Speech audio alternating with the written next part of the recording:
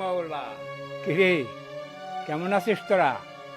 আলহামদুলিল্লাহ, আমরা অনেক ভালো আছি বাবা।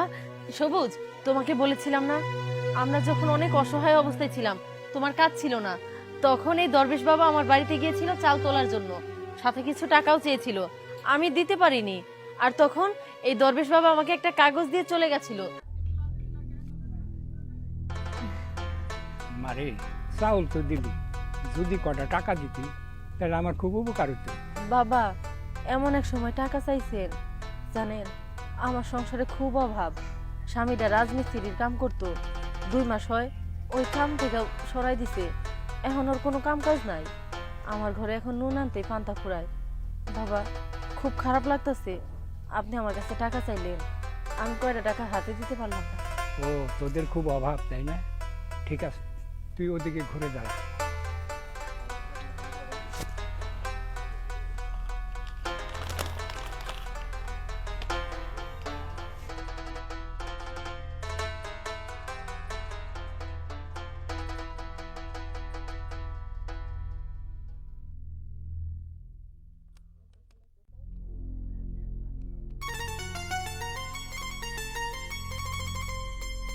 এই ধর মা, এই কাগজটা রাখ। একদিন তোদের ঠিকই দিন ঘুরে যাবে, আর যেদিন দিন ঘুরে যাবে সেদিন এই কাগজটা তুই খুলে দেখবি, তার আগে নয়। আচ্ছা ঠিক আছে বাবা। হক মাওলা।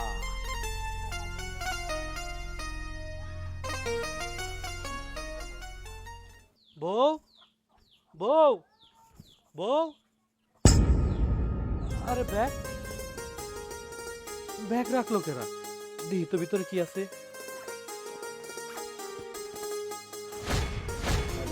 এত টাকা এই ব্যাগের ভিতরে, এত টাকা কইতে গেল? আরে কি জানি একটা লেখাও আছে। বউ, বউ, আরে কই তুমি? তাড়াতাড়ি আহ তো। আরে কি হয়েছে কও? বউ, দেহ কত টাকা? দেখছো? বউ, এই জায়গায় কি জানি লেখা আছে, দেহ তো। আরে,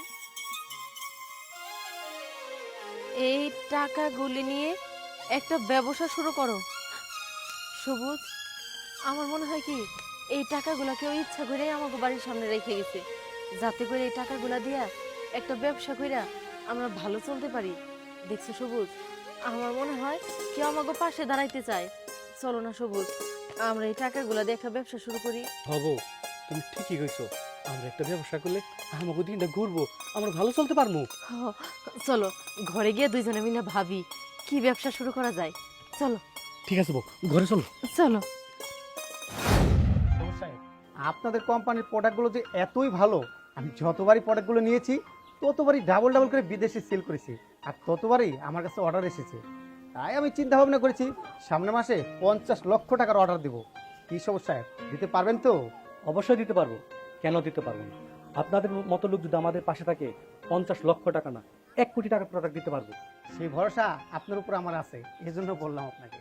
আচ্ছা ঠিক আছে, আজকে তাহলে আমি আসি, কেননা আমার জন্য 2টা ভাইয়ের অপেক্ষা করছে এখানে। ঠিক আছে? আরে কি বলছেন হৃদয় সাহেব, বাসায় চলুন, এই বাহির থেকে চলে যাবেন? না না ম্যাম, আমার একটা জরুরি একটা মিটিং আছে, ওই মিটিংয়ে ঠিক 4টার সময় থাকতে হবে, আর সময় নেই, অন্যদিন আসবো।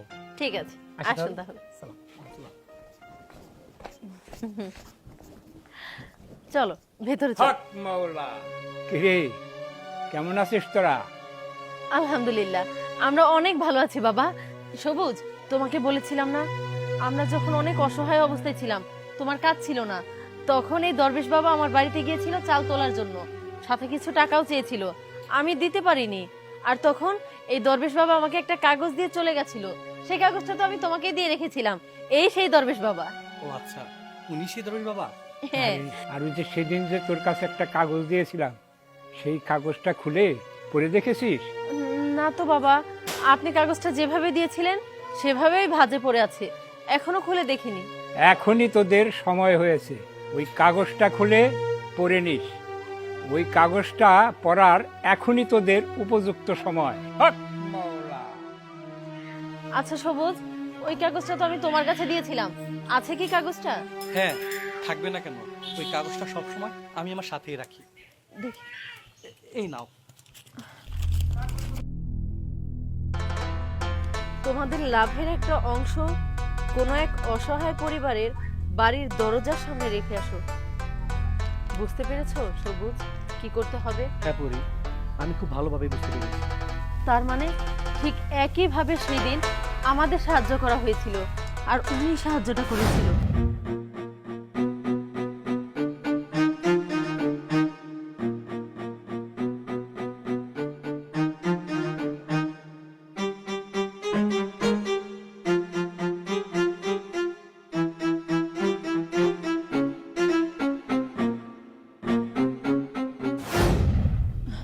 চলো আমরাও এভাবে আমাদের লাভের এক অংশ কোনো এক অসহায় পরিবারের বাসায় রেখে আসি। চলো দেখি টাকাগুলো রাখো। বাবা কিন্তু আমাদের চিরকুটে বলেছিল আমরাও যেন ঠিক একইভাবে এইভাবে একটা চিরকুট লিখে দেই, যাতে তারাও কোনো একদিন সচ্ছল হয়ে এভাবে অন্য এক অসহায় পরিবারের পাশে দাঁড়াতে পারে। চলো চলো।